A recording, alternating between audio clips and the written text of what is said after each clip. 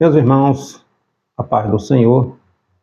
Hoje vamos estudar nossa segunda lição da nossa revista de jovem deste terceiro trimestre, da nossa lição onde estamos estudando a vida do profeta Daniel, seu ministério, o livro do profeta, suas visões, suas profecias, tá? E também dos seus amigos, Misael, Ananias e Azarias. O exemplo que estes jovens deram, mesmo vivendo em uma terra estranha. Na nossa primeira lição, nós trouxemos um panorama a respeito de tudo o que ocorreu, o que levou estes jovens ao cativeiro, e hoje vamos analisar como a experiência destes jovens hebreus vivendo na Babilônia, liderada ali por Daniel, oferece uma luz orientadora para que os desafios que enfrentamos em nossa sociedade, que está em constante mudança, em constante transformação, e dentro da qual nós devemos dar exemplo, fazer a diferença, assim como aqueles jovens, mesmo num cenário desfavorável, uma cultura pagã, idólatra, muito distante do seu país, eles fizeram a diferença. Como viveremos na Babilônia?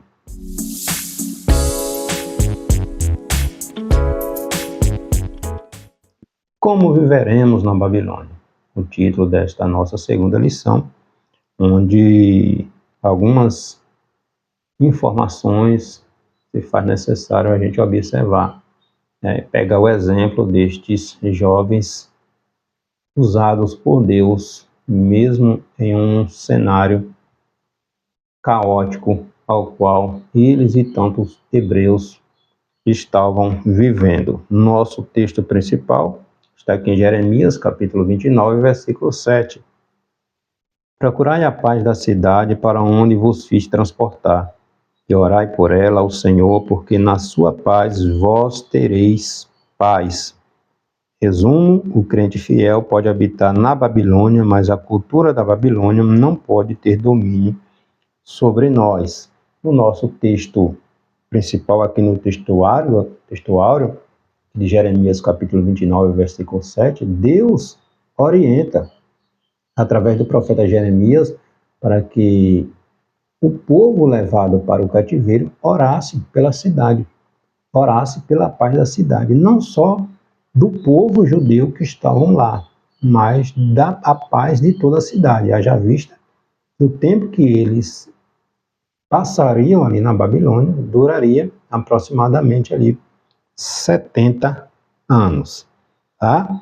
Então, os objetivos da nossa lição: apresentar a chegada dos jovens hebreus na Babilônia, conhecer as características da imponente cidade, identificar a cultura e o espírito da Babilônia e compreender como viver e testemunhar na Babilônia. Algumas das características aqui do império, da cidade babilônica, principalmente aqui na geografia. A Babilônia estava localizada ali na Mesopotâmia, tá? Às margens dos rios Tigres e Eufrates. Sua localização estratégica a tornava um importante centro comercial e de transporte. Em relação à arquitetura, a cidade era conhecida por sua arquitetura impressionante, incluindo o famoso portão de Istá. Istá era conhecida como a deusa da fertilidade, a deusa do amor, a deusa da guerra, e também pelos seus jardins suspensos ali na Babilônia, considerado uma das 7 maravilhas do mundo. A Babilônia era uma cercada por muralhas, fortificada, era uma cidade-estado, assim como as cidades do território de Canaã. Quando o povo judeu chegou ali no território de Canaã, a maioria das cidades eram cidades-estado, ou cidades fortificadas, rodeadas de muros, tá?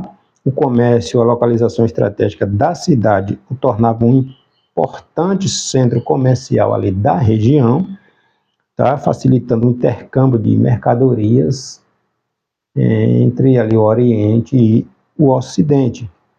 Uma cidade politeísta, tá? Vários deuses. A Babilônia, com seus vários deuses, o principal ali era chamado Deus Marduk, ou Deus Bel, tá? E o templo, a cidade possui impressionantes templos dedicados a seus deuses, e esse Deus Marduk, também chamado de Bel, foi a esse Deus que atribuíram o nome, em homenagem a esse Deus, o nome de Beltesazar, o nome babilônico que deram para Daniel. O nosso texto bíblico está aqui no livro de Daniel, capítulo 1, versículo do 1 ao 3. No ano terceiro do reinado de Joaquim, rei de Judá, veio Nabucodonosor, rei de Babilônia, a Jerusalém e a sitiou.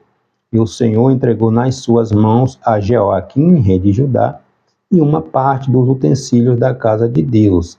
E ele os levou para a terra de Siná, para a casa do seu Deus, e pôs os utensílios da casa do tesouro do seu Deus.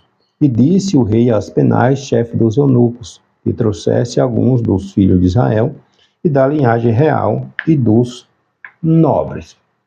Então aqui os utensílios da casa do Senhor, do templo ali de Jerusalém, com a destruição do templo, foram levados para a Babilônia também, e colocado ali na casa do Deus principal, ali dos deuses babilônicos, na cidade de Siná, tá? Então, ao chegarem à Babilônia, estes jovens e tantos hebreus se depararam logo com uma cultura pagã, com uma cultura, um povo estranho, uma cultura estranha, completamente diferente da qual eles viviam. Se bem que um dos motivos que levou o povo ao cativeiro, entre tantos outros, a idolatria também estava ali entre as principais. Adoração a imagens, a deuses estranhos. Deus, desde lá da lei mosaica, né? Deus vinha orientando, olha, só existe um único Deus. Não existe Deus fora de mim. Tá? Deuteronômio, capítulo 28, versículo 28, está lá. A partir do capítulo 28, né? As bênçãos que viriam sobre o povo de Israel, se eles observassem, né, se atentassem às ordenanças do Senhor, e também as maldições que viriam, se eles deixassem de observar, de seguir os mandamentos, os estatutos, as leis, as ordenanças do Senhor. O tempo passa, o reino do norte, também conhecido como Reino de Israel, já havia sido destruído, conquistado pelos assírios em 701, 702 a.C., aproximadamente 150 anos antes da destruição do Reino do Sul, também conhecido como Judá. O Reino do Sul, também conhecido como Judá, não pegou o Reino de Judá, o Reino de Israel, como exemplo. Jeremias, no seu livro, vai dizer, tá, que o Reino de Judá não pegou como exemplo sua irmã, ou seja, o Reino do Norte. Fez igual, ou até pior. Tá? Então, a hora de prestar contas chegou. Então, os jovens, entre tantos outros, foram levados para Babilônia, onde passaram ali aproximadamente 70 anos. Então, a civilização babilônica, desenvolvida ali na região da Mesopotâmia, ficou famosa por ter estabelecido a primeira legislação escrita, conhecida como Código de Hammurabi ou Hammurabi.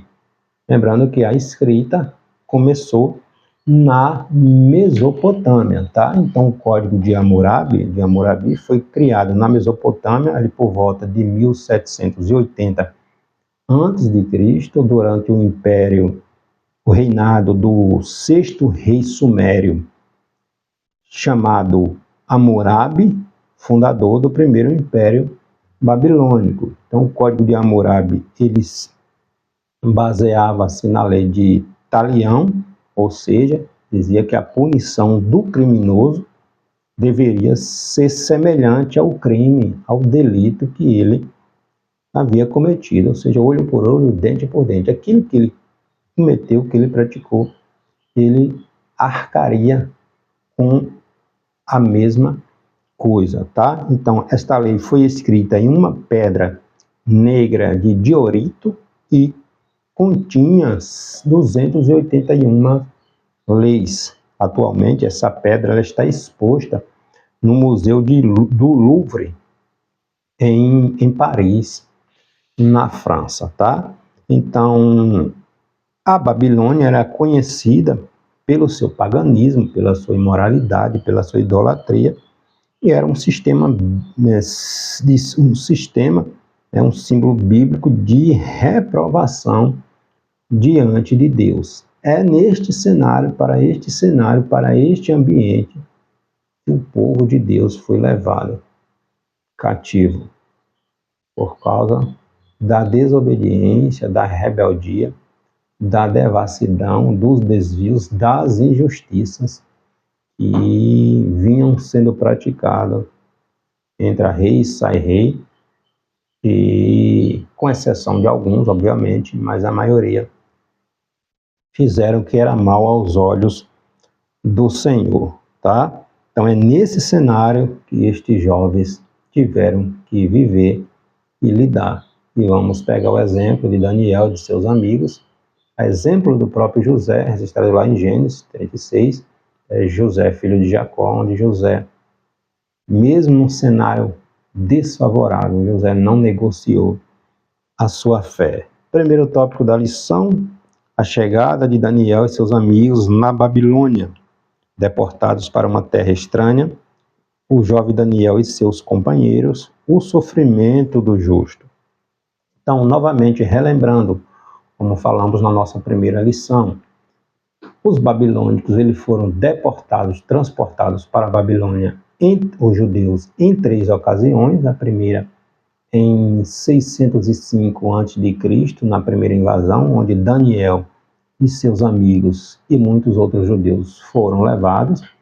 A segunda invasão em 597 a.C. também. Nesta ocasião, acho que 10 mil judeus, entre eles estavam Ezequiel. Ezequiel começou a profetizar lá às margens do rio Quebar, lá na Babilônia. Tá? E a terceira, que foi a última, a final, onde destruiu o templo, destruiu a cidade, destruiu os muros, matou milhares de judeus, que foi em 586, 585 aproximadamente ali, onde o templo foi destruído, tudo foi destruído, e os últimos judeus foram deportados para a Babilônia, ficando na terra apenas aqueles povos mais humildes, mais simples. O próprio Jeremias ficou também em Jerusalém, mas depois ele foi forçado a levar o Jeremias forçado para o Egito. Jeremias, mesmo no Egito, continuou profetizando, mas Jeremias morreu no Egito. Tá? Então, os judeus eles foram deportados nessas 3 ocasiões. No primeiro grupo estavam alguns israelitas judeus de origem nobre. Entre eles estava Daniel e seus amigos. O objetivo de Nabucodonosor era treinar esses jovens para ocuparem posições importantes e servirem ao reino babilônico. Lembrando que não foi só o reino de Judá que a Babilônia conquistou. A Babilônia era a potência do momento, da época, e vários povos haviam sido conquistados. Então, muita mistura, uma miscigenação grande de povos, de várias culturas, vários costumes, vivendo ali na Babilônia. Então, é necessário que houvesse pessoas, né, com habilidades, habilitadas para lidar com tamanha diversidade de povos, de gente, tá? Possivelmente os babilônicos não tivessem pessoas até então preparadas para lidar com tamanha diversidade de cultura, de povos, enfim. Era necessário que houvesse jovens, né, habilidosos, né, inteligentes, para ajudar ali na administração ali do reino babilônico. Tá? Então, dentre os requisitos, esses rapazes deveriam ser sem nenhum defeito, de boa aparência, sábios, instruídos, versados em conhecimento e que fossem competentes para auxiliar, para trabalhar ali no serviço do reino babilônico, tá? Eles deveriam ser fisicamente saudáveis, esteticamente bonitos, intelectualmente inteligentes e também dotados de cultura, né, da cultura geral. E pessoas capacitadas, né, com disposição para aprender, né, para evoluir. E o Nabucodonosor encontrou isso em Daniel e em seus amigos, Misael, Ananias e Azarias, tá? Daniel fazia parte, possivelmente, os historiadores vão dizer que Daniel tinha linhagem, tinha sangue nobre, tinha linhagem real, possivelmente ele fosse descendente do rei Ezequias, tá? E ele tinha ali, juntamente com seus amigos, aproximadamente ali 14, 15, 16, 17 anos aproximadamente. Então, muito jovens mesmo, foram deportados para a Babilônia. Então, imagine estar na sua terra, no seu país, na sua cidade, na sua casa, no meio dos seus, de repente vem um povo estranho, invade o seu país, matando pessoas, destruindo, causando terror, invade a cidade, mata pessoas, violenta pessoas, destrói casas, destrói tudo, e pega alguns e levam cativos para uma terra estranha, para um povo estranho, para uma cultura estranha. Foi esse cenário caótico que estes jovens viveram, estes jovens e tantos outros hebreus viveram. Então Deus avisa, Deus nos avisa, Deus nos avisa, Deus nos avisa. Então, o povo da promessa negligenciou as palavras de Deus. Aí chega um momento em que Deus diz, basta, é hora de prestar contas. Abacuque, no seu livro, vai ficar aterrorizado diante de tanta devassidão, tantas injustiças que o povo de Judá praticava. Abacuque chega a perguntar a Deus, onde é que o Senhor está? O Senhor está tolerando tanta coisa ruim, errada no meio do teu povo. Onde o Senhor está? O Senhor não está vendo isso? Aí Deus responde ao profeta que estaria levantando um povo que viria do norte, que traria juízo, traria correção ao seu povo. Tá? Jeremias vai profetizar lá, Deus diz, o que tu vês, Jeremias? Então, Deus age na história. Deus permite até uma certa oportunidade. Chega a hora de prestar contas. E é neste contexto, neste cenário, que estes jovens tiveram que abandonar, levados cativos para uma terra estranha. Mas apesar de toda a diversidade, eles não negociaram, não relativizaram a sua fé. Tiveram de enfrentar o sofrimento e a vergonha de serem levados como escravos de um ambicioso e cruel rei. A terra natal havia sido devastada, destruída, acabada, tá? Então, é nesse contexto que estes jovens tiveram que aprender a confiar em Deus. A história de Daniel e seus amigos nos faz recordar que os justos podem passar por provações. Justos aqui no contexto de serem tementes a Deus, obedientes a Deus, porque na terra não existe justo. A palavra de Deus vai dizer que não havia um justo sequer sobre a terra. Se houvesse justo na terra, Jesus não precisava vir para morrer. Tá? Então, justo no sentido de ser temente, de ser obediente, apesar de todo o caos e toda a diversidade, mantiveram fiéis ao Senhor. Tá? Então, Daniel e seus amigos não buscaram vingança ou retaliação, mas procuraram ser canal de bênção onde eles se encontravam. Embora novos, ele tinha a mente madura o suficiente para adotar uma postura de exemplo para os demais. Apesar do caos, apesar da diversidade, não negociaram a sua fé. A gente vai observar mais na frente que Misael, Ananias e Azarias, o Sadraque, Mesaque e Abednego, mesmo diante de terem suas vidas consumidas, devoradas pelo fogo, eles confrontam o edito de Nabucodonosor e diz: mesmo que o nosso Deus não queira nos livrar da fornalha de fogo, nós não adoraremos a tua imagem. Então, estes jovens nos deixam exemplo. Mesmo diante de um povo, de um rei ímpio, né, idólatra, não negociaram a sua fé, não negaram a sua fé, preferiram a morte a deixar de seguir ao seu Deus. Mas na frente, já no reino Medo-Persa, um complô que armaram ali contra Daniel, para que Daniel deixasse de orar ao seu Deus. Daniel preferiu ser lançado aos leões a deixar, a negociar, a relativizar a sua adoração ao seu Deus. Tá? Então, exemplos que a palavra de Deus nos deixa, nos ensina.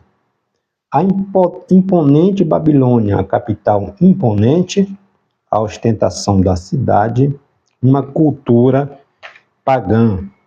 Então, como nós já observamos logo no início da nossa lição, a Babilônia ela estava localizada às margens do rio Eufrates, do rio Tigre, e era uma cidade-estado riquíssima, fortificada, e servia como um importante centro comercial, né, entre ali o Oriente e o Ocidente.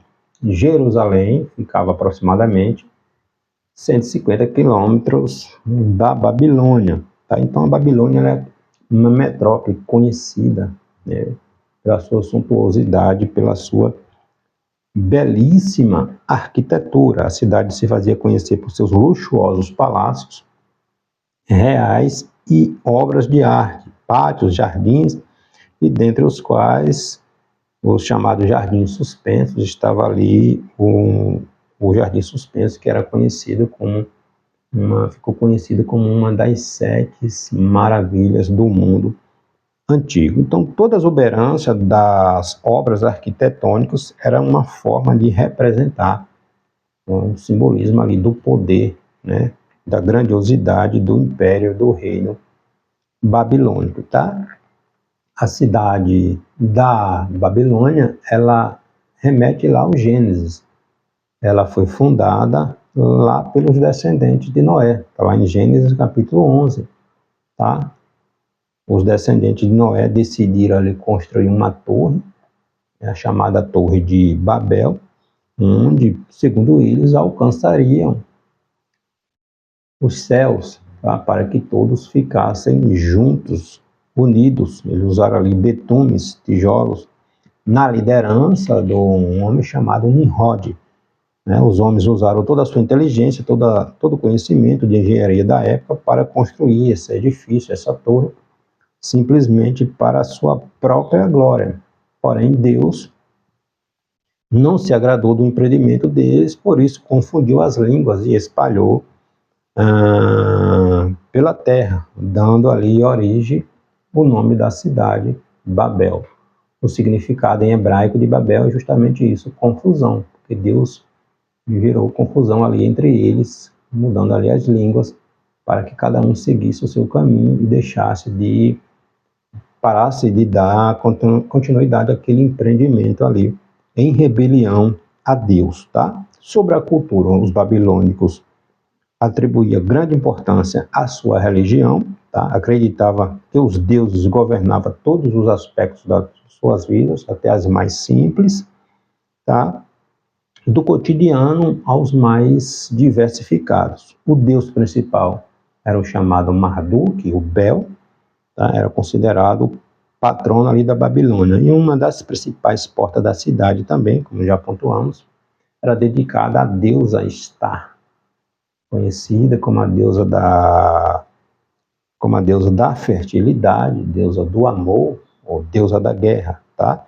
Então, a Bíblia representa a Babilônia por meio de suas características idólatras e de sua prostituição espiritual. Nós vemos isso lá em Naum, capítulo 3, versículo 4, Isaías, capítulo 23, versículo 15, Jeremias, e assim outras passagens da palavra de Deus. O nome de Daniel, né, quando Daniel chegou na Babilônia, deram um nome chamado Betelsazar, em homenagem a esse deus Marduk, esse deus Bel. Bel significa proteja sua vida. Então, tanto Daniel quanto seus 3 amigos, Misael, Ananias e Azarias, tiveram atribuído a eles outros nomes, nomes babilônicos, que eram uma homenagem aos seus deuses, os deuses babilônicos, Sadraque, Mesaque e Abednego e Beltelsazar. Tá? A cultura e o espírito babilônico, símbolo de oposição aos valores, relativização da verdade, a religião que conduz à imoralidade. Então, biblicamente, a Babilônia ela é tanto um lugar geográfico, tá, quanto a representação de um sistema reprovável diante de Deus e seus valores espirituais e morais. Vamos lá em Apocalipse, capítulo 14, versículo 8, capítulo 17, capítulo 18, João, né, na sua visão, atribuindo ali a simbologia da Babilônia como uma cidade de prostituição, de idolatria, de tudo aquilo contrário aos princípios morais e éticos da palavra de Deus, tá? Então, o espírito e a cultura da Babilônia permeia a sociedade, né? Simbolizando rebelião e ideologias mundanas que confrontam a verdade divina. Ela era a metáfora da idolatria, do paganismo, de toda falsa religiosidade, bem como símbolo de degradação, degeneração moral, inversão de valores, devassidão, depravação e materialismo presentes no sistema, seja político, cultural, midiático, econômico, enfim. Então, tudo aquilo que simboliza uma cultura, uma religião, um sistema contrário aos princípios morais éticos da palavra de Deus, tá?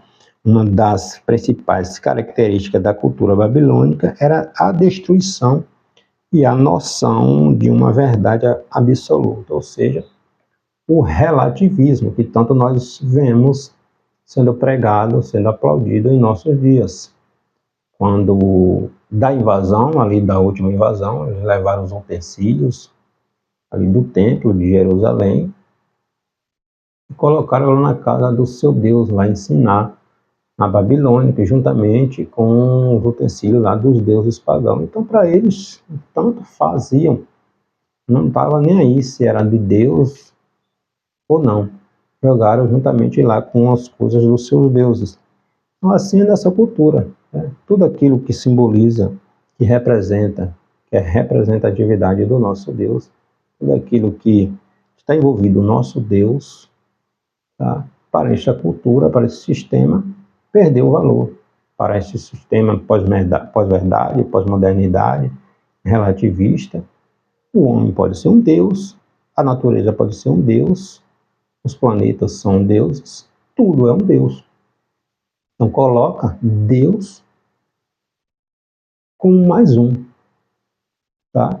Então é nessa cultura, nesse cenário que estamos vivendo, a questão do relativismo. Só que Deus não divide, não dá a sua glória para ninguém, tá? O homem acredite, aceite ou não, Deus governa a história.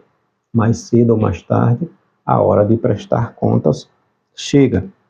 Então é nesse cenário que estes jovens estavam vivendo, assim como Nabucodonosor não estava rebaixando os valores referenciais divinos absolutos, a sociedade pós-moderna também tem transformado os tesouros espirituais em coisas sem valor divino, dentro do mercado religioso ou não. Deus, Jesus, para esse sistema, foi apenas um profeta, um homem inteligente, um grande pensador, mas não atribui, não dão a Jesus a honra, o valor, a glória que só pertence a ele. tá? Não aceita Jesus como Filho de Deus, como Salvador do mundo. Só que Jesus diz, aí em João capítulo 3, versículo 18, quem não crê nele já está condenado. Simples assim. Jesus não muda, tá? Se eu não aceito, problema meu. Eu ignoro a verdade, problema meu. A culpa não está em Jesus, tá? Jesus, apesar de todas as adversidades, nos deixa um exemplo aqui na sua palavra. Ele é Deus no caos e na bonança, na adversidade e na bonança. Então, os jovens aqui nos dão um exemplo. Meu Deus não é Deus só no momento de fartura. Ele continua sendo Deus em qualquer circunstância. Jesus não disse que nós não teríamos problemas. Jesus não disse isso, tá? Ele disse que ele estaria conosco até o fim, apesar dos problemas, tá? Então, é para a gente nos atentar em relação a isso. Então, as falsas religiões, ao perverterem a verdade, são capazes de destruir valores, conduzindo seus adeptos ou seguidores a um estilo de vida depravado. Então, atualmente, nós vemos na nossa sociedade como é, né? Essa sociedade moderna, relativista, pós-verdade, né? Onde nós vemos a inversão de valores, o relativismo, tentando ressignificar a palavra de Deus, né? Reescrever uma Bíblia onde não contenha aquilo que está confrontando o estilo de vida pecaminoso que o homem moderno está vivendo.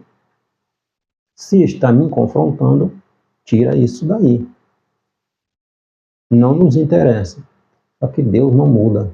A palavra de Deus não está errada. O homem é que está errado, tá? Então, não é a Bíblia que tem que se adaptar ao estilo de vida que eu quero viver. Eu preciso observar aquilo que a palavra de Deus diz que é para eu observar, tá? Então, os jovens não relativizaram a sua fé, não se misturaram, entende? Então, vivendo e testemunhando na Babilônia, uma cidade para se testemunhar, testemunhando no mundo. Então, por que razão estes jovens, Daniel, Misael, Ananias e Azarias, não se relativizaram, não se misturaram? Já estavam como escravo mesmo? Vou jogar tudo para cima. Cadê Deus? Porque Deus permitiu tudo isso. Então existe uma grande diferença entre estar em Jesus e Jesus está em nós e andar com Jesus, tá? Sempre é bom lembrar, Judas vivia, andava, fazia sinais em nome de Jesus, expulsava demônios em nome de Jesus, mas Jesus não estava nele. Ele não estava em Jesus. Ele andava com Jesus, mas não estava em Jesus. Então, estar com Deus, estar em Deus, Deus vai ser meu Deus na adversidade, na escassez, na abundância, no deserto. Deus não deixa de ser Deus só porque eu estou passando por diversidade. Tá? Então, eles estavam na Babilônia, mas a Babilônia não estava dentro deles. Jesus, na sua oração sacerdotal, na sua oração intercessora em João, no Evangelho escrito por João, capítulo 17, versículo 14 e 15, Jesus orando ao Pai por nós, ele disse, eles estão no mundo, mas não são do mundo, assim como eu não sou do mundo. Estão nele, mas não são dele. Então a igreja, ela está no mundo, mas ela não é do mundo. O mundo não pode estar dentro dela. Tá? Daniel, Misael, Ananias e Azarias estavam na Babilônia, mas a Babilônia não estava dentro deles. Você, jovem, está no mundo, mas o mundo não pode estar dentro de você. Mateus capítulo 5, versículo 13. Tu és sal, tu és luz. Tu és luz. A luz não pode se apagar. A luz, ela é vista de longe. Tá? Então, estes jovens fizeram a diferença. Estavam na Babilônia, mas não deixaram o sistema entrar dentro deles. Tá? Então, aqueles moços conheciam as admoestações do Senhor por meio do profeta Jeremias sobre como os judeus deveriam viver na terra para onde estavam sendo transportados, ou seja, eles deveriam constituir famílias, multiplicar-se, buscar a paz e a prosperidade da cidade. Deus estava dizendo que enquanto estivessem exilados, teriam uma vida normal, produtiva.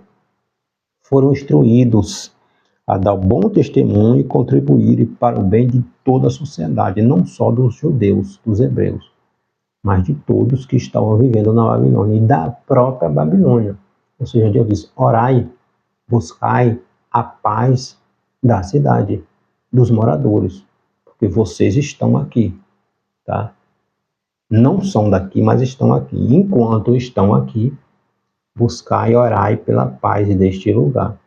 O cativeiro duraria aproximadamente 70 anos. Não eram 70 semanas, 70 dias. 70 anos, uma vida. Então Deus diz: orai pela paz deste lugar. Tá? Então nós estamos aqui, não somos daqui, nós precisamos orar pela paz do nosso país. Estamos vivendo caos, irmãos. Guerras, pandemias e várias situações desfavoráveis. Nós vemos nessas guerras na Ucrânia, guerra entre Israel e Hamas, pandemias e coisas mais, pessoas sendo expulsas das suas terras, sendo torturadas, vários tipos de barbaridade nós temos visto. Então Jesus nos manda orar. Orai. Vocês estão no mundo, mas não são do mundo. Mas enquanto estão no mundo, orai, clamai, vigiai. Tá? Então é nossa responsabilidade. Enquanto lugar geográfico, a Babilônia é uma cidade que representa a vida do cristão na sociedade. Vivemos em um mundo caído, dominado pelo pecado, assim como somos chamados a ter esperança santa, fiel e abençoadora. A igreja eleita do Senhor, ela está na Babilônia, mas ela não faz parte da Babilônia, tá? Sem se deixar ser dominada por ela. Embora os discípulos de Cristo tenham cidadania celestial, Filipenses capítulo 3, versículo 2, vivemos como forasteiros nesta terra. 1 de Pedro, capítulo 2, versículo 11. Somos forasteiros, estamos aqui, mas não somos daqui. Então faz parte de nossa responsabilidade zelarmos pelo desenvolvimento social da nossa sociedade, como sal, como luz, tá? Que tempera, que faz a diferença, tá? Pois Cristo é soberano sobre toda a história, sobre toda a criação. Então Abacuque, ele ficou, quando ele compreendeu que Deus tinha um controle de todas as coisas, ele vai dizer: ainda que a figueira não floresça, ainda que falta fruto na videira, ouvi, Senhor, a tua palavra e temi. Quando ele compreendeu que Deus tem o controle de todas as coisas. Ouvi, Senhor, e temi. Aviva a tua obra no meio dos anos. Então, apesar da adversidade, apesar do caos, estes jovens fizeram a diferença no seu tempo. Jovens, irmãos. Eles tinham entre 15, 16, 17, muito jovens quando foram para a Babilônia. E foram um canal de Deus naquele lugar. Fizeram a diferença. Que Deus nos ilumine. E que nosso coração encha da presença do Espírito Santo. Que o poder de Deus nos impulsione a também fazer a diferença onde Deus nos colocou. Amém? Deus abençoe.